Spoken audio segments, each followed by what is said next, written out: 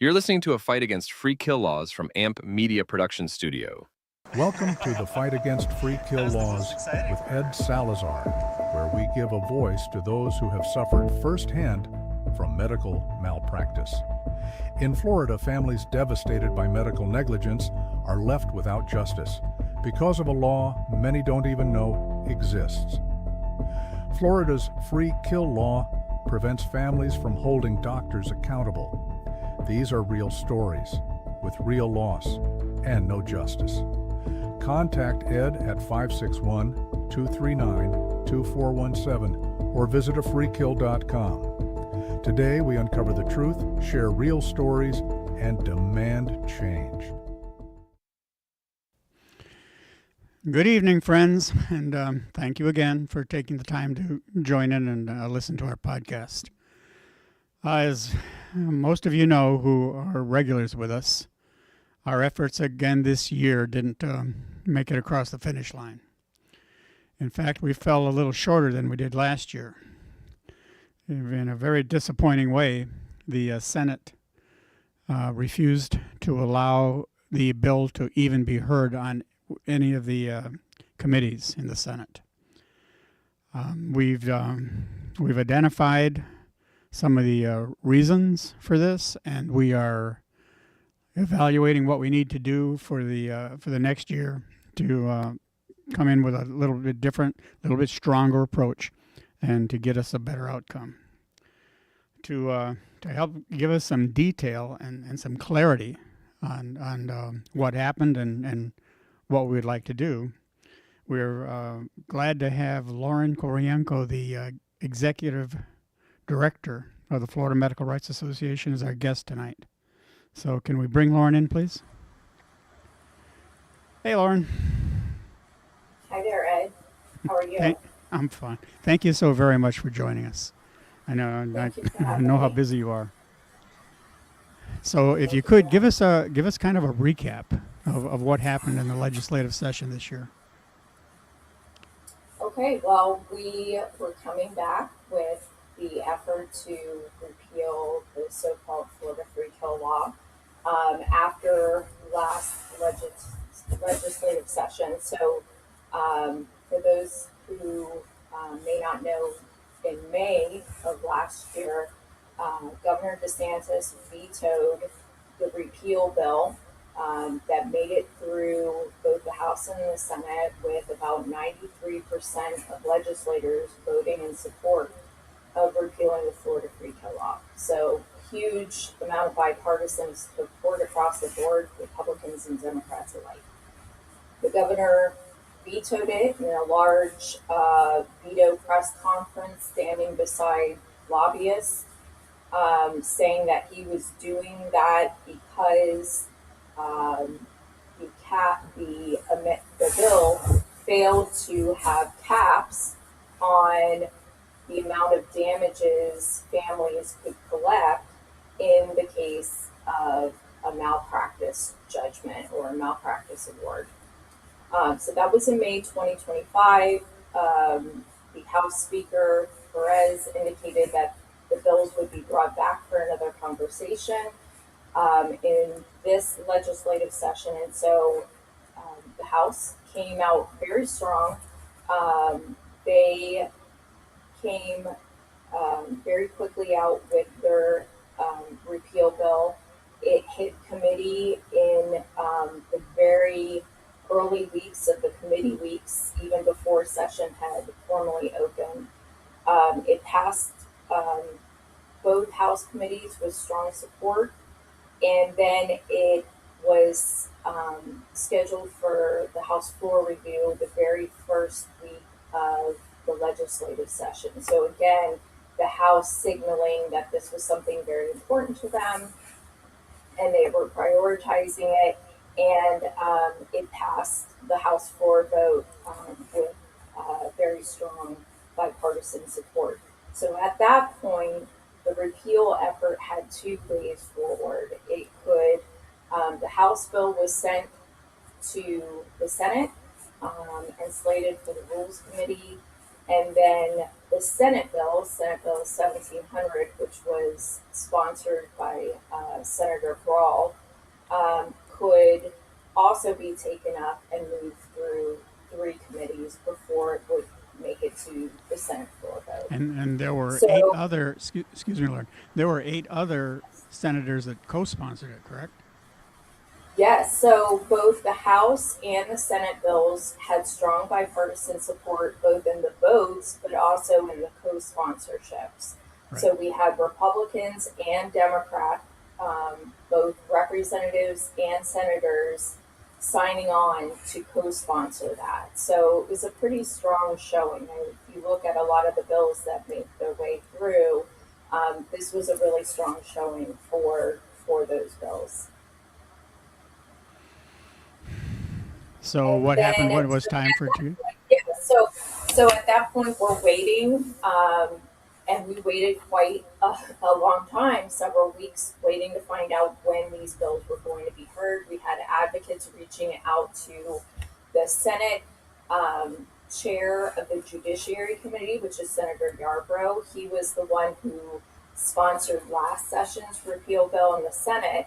And we were assured, our advocates were assured, that he still supported the repeal effort and the bill would be heard in committee. And week after week, advocates called, did not get additional information, and lo and behold, he announced in his last committee session that was the last committee session, and there would be no more bills coming through his committee. And did he have an explanation? No, Did he have an and we didn't explanation? No. At the time he didn't. We had a advocate reach out multiple times, and it was only after media engaged his office that he said that because of the governor's veto, it doesn't appear that this is going to be prioritized to be moving forward. At that time, we understood that the House bill could still possibly make it through with rules. So advocates engaged that chair, which is Senator Pasadomo, to request that it be heard. In our view, both these bills, the repeal effort has been going on multiple years. It passed overwhelmingly with overwhelmingly bipartisan support, and the efforts to attach caps to those bills failed. And so that effort failed. That should be a done discussion. These bills should be able to move forward on their own merits. And we didn't get any responses. And those senators, when we reached out to both Pasadomo's office and Senator Albright's office, there was no response and no engagement. Do you suppose that we could read into this? I'll just say this is my opinion.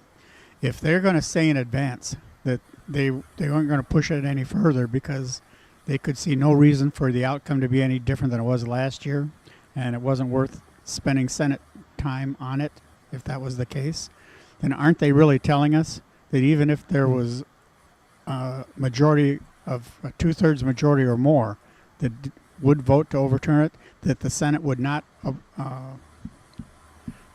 look for an override? They would not pursue an override of a veto? I think that is the message that is being underwritten in those statements. Because frankly, when you have so many legislators saying, yes, this is something that needs to be addressed, this is a historical wrong in our legislation, we need to make this change to improve patient safety and ensure that we're making sure that everybody has access to their constitutional rights, it should be a very simple fix. The fact that so many people voted in favor of it, the governor vetoed it, didn't meet with any families to discuss or hear our side. We heard from a lot of lobbyists. This would be the prime example of just when a veto override should be done. And that's what we expected last session. They failed to do that. And essentially, what they were signaling is that the Senate, at least, was not prepared to do that. And when we say the Senate, we mean the Senate leadership, right? So that would And be that Senator brings us, Albright, those other kind of senior leaders in that segment. well, that kind of brings us right into the next thing. And I'll say again, this is my opinion, not necessarily the opinion of the station. But it just seems to me that if they will not take action to override, then I've got to suspect that not just the governor, but these key senators have also been influenced by lobbyists. That would be my guess. Yes. You don't need to guess. You can simply look at the public records and see that was happening. So, we went ahead and we requested the public records of discussions on these bills, which any citizen can do. How can they do that? And what we found, you Excuse me, go and I'm you sorry. submit a public records request with the House or with the Senate. And we can speak offline about that, but anybody can do that. Reporters do that on a regular basis. In fact, I believe it was Katie LaGrone that did something similar at the end of session and found that the governor received close to 7,000 emails from Floridians asking about this bill. And out of those 7,000 letters, the majority of them were citizens asking him to please sign the bill and not veto it. So you can do that. You can get some valuable insights. And so, we do that just like I assume the lobbyists are doing that. And what we can see is that the lobbyists are engaging them on this issue. They were writing amendments to the bills, that they were shopping around with what they considered to be, the senators that would be willing to work on their behalf. We saw them sending emails to senators, let's say not work emails, all right? So either their private emails, their personal businesses, probably as a way to make it more difficult for any kind of oversight to see what these individuals are doing behind the scenes. So they're sending it to their not work emails in a way to get the legislation in place that they wanted. And so, that obviously raises questions that, why.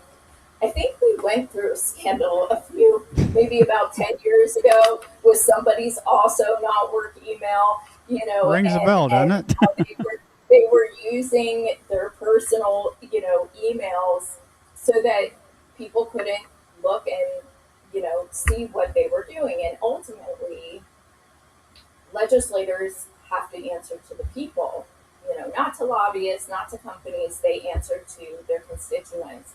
And so when you see them kind of doing all these little tricks to make it more difficult to answer, for them to have to answer to the people, or at least avoid having to answer to the people, that's a problem, right? So, but I think to understand what happened this session. So effectively, those bills, they stalled in the Senate, and now essentially they are, what we would say is, they're likely dead. There may be a few more weeks left in session, but they've signaled these aren't going to be their priority.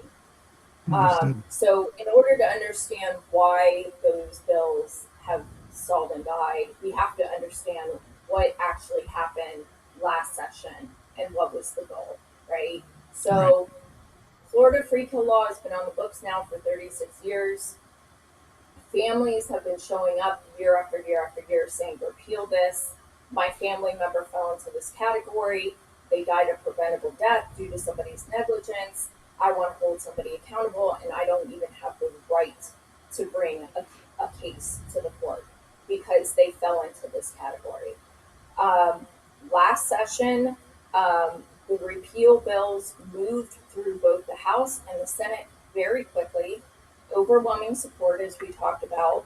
The House floor vote was emotional. It was kind of, it had this historic uh, feeling to it. Lawmakers acknowledged the families that had come and were sitting in the gallery who traveled to Tallahassee to be there for that historic vote. They met with them after the bill passed. The Senate leadership, after those bills moved through committee, then delayed moving the bill to the Senate floor vote Right. for weeks without explaining to anybody why there was a delay. And then we had just days before the final week of session, Senator Harrell introduced her caps amendment. So that, again, the caps are a limit that would be written back into law of if a family successfully brings a case against somebody for medical malpractice, it says you can only collect this much. Even if the jury says, there were 5 people involved, 5 doctors, 20 nurses, whatever, you can only have this amount. And the caps limits were quite low. They went from 500,000 to 750,000, and then just over a million. And so I know some listeners may hear that and go, that seems reasonable. Those are caps on pain and suffering. So let me explain to you that these repeal bills were to basically make sure that people who were wrongful death victims and their families could have access to the courts in the case of their wrongful death. These amendments went beyond wrongful death cases to put a cap on any person who had any kind of malpractice, whether they survived or whether they died. So let's just, be very honest. There are people who have catastrophic injuries due to malpractice. I know personally somebody who lost all 4 limbs because of malpractice. Let's ask ourselves, in those cases, are these lowball caps sufficient to address their pain and suffering? Most likely, I think most of us would say no, right? And so we, the families that showed up, said, you want to run caps, run it as a separate bill. We are here advocating on behalf of people who will lose a loved one in a Loss of hospital or life. loss of life. We are just trying to get restore their constitutional rights to be able to access the court. And what was happening on the side is that a small handful of senators were using the bill as a vehicle to restore caps back into Florida law. So just so everybody knows, we've had in the state of Florida, we had caps on 2 different time periods. We had caps in I think it was about 1986, 1987. They were quickly overturned by the Florida Supreme Court, and then they were reinstituted in 2003, and they stayed on the books until 2014 and 2017. 2 different rulings overturned them. Okay, so the Florida Supreme Court ruled on 3 separate rulings that caps were unconstitutional, and all they did was serve to benefit the wrongdoers at the expense of the people who suffered the most, right? So my family, go ahead, Ed. No, I was just probably the same thing you were going to say. In 2009, when my son died, the cap was $100,000. Now, at that time, I was told that it would take at least $200,000 to bring the case to court. By the time you have expert witness, appeals process, motions, whatever they call it, all these different things the lawyers do. By the time we finally got to court, it would be just overwhelming. The expense would be overwhelming. Right, right. And these cases are very expensive. They take oftentimes many years to work their way through court. You have to hire a lot of people to work them. Sometimes they are made more difficult because individuals with blatantly obvious negligence refuse to settle and they drag them out for years. All that costs money. So when you put a cap on, an attorney has to go, can I recover sufficient to recoup my costs to just bring this case? Or is this cap going to make it so difficult that the amount of money that it's going to cost me to bring the case is going to not make this a economically feasible case? And Right. so that's why the Florida Supreme Court overturned these caps, And rightly so. because they understood that. Mhm. And that's why the families, my family, many other families, free kill families, said, we're not showing up for that. So Senator Harrell brought her amendment. She got a significant amount of blowback. She withdrew her amendment. And then we had Senator Yarbrough, after running a clean bill all through 3 committees, about 15, 20 minutes before the bill went to the Senate floor, he added his amendment with caps, which were slightly higher.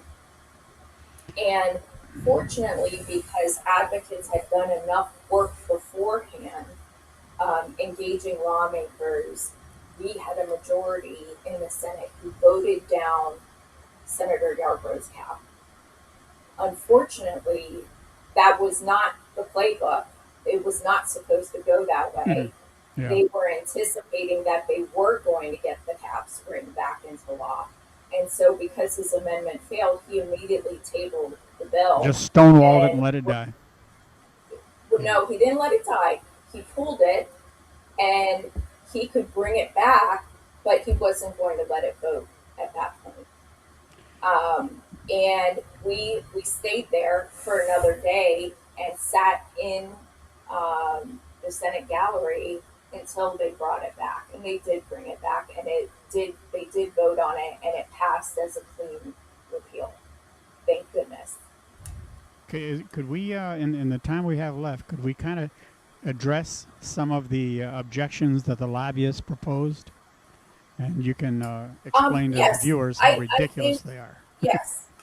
Yes. Excuse So me, Gabe. what I Gabe, want, can you put up the screenshot of the executive summary, please? Okay, go ahead, Lauren.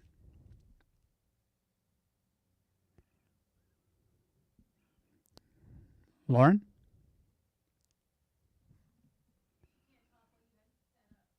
Oh. Okay, go ahead and bring it down.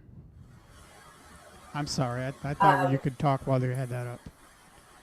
But what we So can do I is think everything that that- Lauren's going to be talking about, that information, I'll make sure that it's available on my website, and if we can get it on the FMRA website, so the viewers can take a look at it.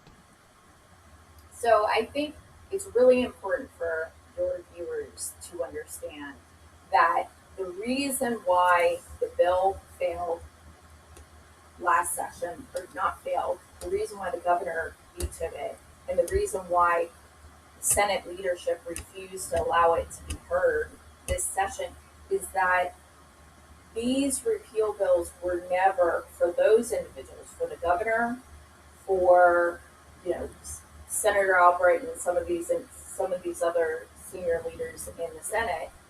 The repeal bill was never about restoring access to the courts for individuals who have been denied it under the free kill law. They were using the repeal bill as a vehicle to put caps back into law. And so you had families who were essentially duped into showing up to testify in favor of these bills. And they thought they were doing the right thing. And we were, right? We were showing up so that other Floridians, other people didn't have to go through what we went through, which is losing someone in malpractice and finding out you have no right to do anything about it, and the state of Florida is going to look the other way. Right. And instead, these other individuals were playing for basically the crown jewel of tort reform, right? So tort reform is all these different ways to limit people's ability to bring cases against other individuals in a court of law. And so there are a variety of different measures that can be done for tort reform, but the crown jewel of all of them is caps. They are highly valuable to the healthcare and insurance industries. And so in the past, when we had the caps, the governors of the state of Florida established a task force to look at the claims of the healthcare and insurance industries about whether or not we actually should do this. All right. And it was a large task force, many months long, lots of experts. They came in and they examined all those claims. So, what happened last session is that Governor DeSantis broke from that precedent. He supported or basically pushed these senators to institute a last minute effort to add on a caps amendment without any kind of independent review, any kind of evaluation of the lobbyist claims, Economic and impact or anything like that. right, and essentially just push it through, bypassing all committee discussion, essentially without any debate. And Floridians have to ask themselves. So first of all, that's how we got free kill in the first place. It was essentially an amendment. And I think it was Governor Martinez at the time. He didn't even sign that bill, right? It just became law. He didn't even sign it. If I remember right, subsection 8 was kind of slipped in after the vote. Right, it was slipped in. So they did basically the same thing with the caps amendment by bypassing all precedent. And so Floridians have to ask themselves, like, if this was really good for us, if the legislators are truly doing this to benefit us, why is it being done in secret? Why is it being done at the last minute, bypassing all open discussion? Well, I think we all know the answer to that. Right? It's not for your benefit, it's for their benefit. And it's highly lucrative.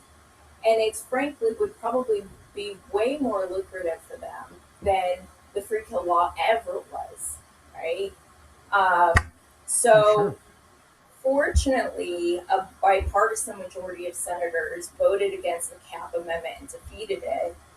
And then what the governor received was a clean repeal, and signing that would basically take off the table this this effort that then could be used for caps in future sessions. And so we have what we have, right? So that's how we got stuck with this for the 36th year. Okay, in the few minutes we have left, Lauren, what would you advise people to, what as a group, what do we need to do next year that we didn't do this year? So I think that there are a variety of things that we can do.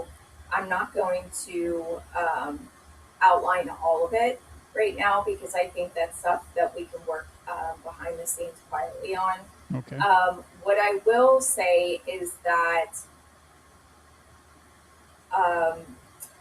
the people of Florida need to understand that some legislators, and when I say some, I mean a very small portion, right? Because we had all of the House sponsors, all of the Senate sponsors, those individuals really want to, I believe, see this law repealed. They really did what they could to move the needle forward in that regard. But you have a small group of individuals who are doing the bidding of industry lobbyists, and they're doing it at the expense of their constituents. And they happen to be committee chairmen. Some of them are committee chairmen, some of them are not committee chairmen, but I would tell individuals that they need to engage their representatives and their senators and say, this is unacceptable. Stop selling our rights. We say that we're the free state of Florida.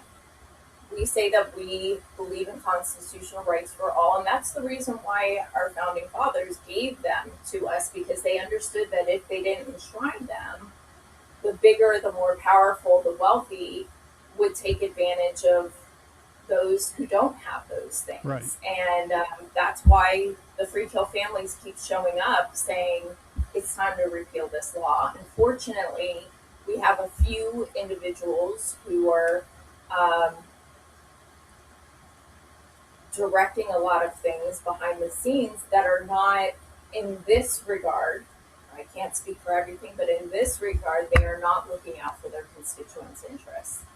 And they should be called into account for that. They should be answering to their constituents and not big business. Absolutely.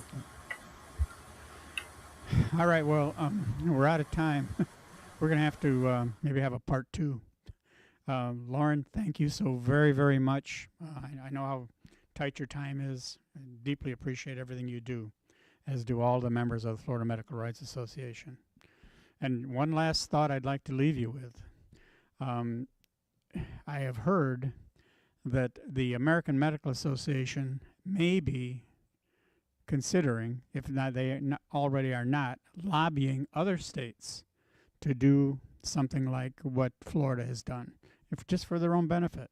So to the viewers we have, and the viewers that I know of in Michigan, Minnesota, North Carolina, Georgia, Texas, look and be aware, get involved, find out what's going on, and stay tuned in to what's going on with your state legislature, because this horrible, horrible law could be coming to a hospital near you. All right, thank you very much for your time, folks. Very much appreciated. And we're going to be off for a couple of weeks, but I'll give you some notice when we come back. Oh, and that screenshot that we showed that we weren't able to keep up very long, that information on that, the claims that the lobbyists make and our rebuttal to those claims, it's a very interesting reading. We'll be sure that goes up on the websites too, okay? All right, good night, y'all. Love you. Thank you very much. Imagine this. A loved one, a son or a daughter, has just suffered from a life-threatening accident. They are transported to a state trauma hospital, and despite being in the care of professional physicians, they tragically pass away due to preventable medical errors. As if this was not tragic enough, then finding out that legal statutes in the state of Florida devalue your loved one's life to zero. This is what we are fighting against. Come join Edward Salazar as he discusses the issues surrounding free kill laws and how to resolve them. Catch The Fight Against Free Kill Laws with Ed Salazar on Monday, 5 p.m. on all social media. Learn who we are and join our cause today. Thank you for watching The Fight Against Free Kill Laws with Ed Salazar, where we interview those who have dealt firsthand with medical malpractice. Families are devastated by medical malpractice and left with no justice. This isn't just a loophole. It's a failure to protect the ones we love. It's time to change the law. It's time for accountability. Contact your state legislatures, visit afreekill.com for more information on how to help, or contact Ed at 561-239-2417. Because every life should matter. You're listening to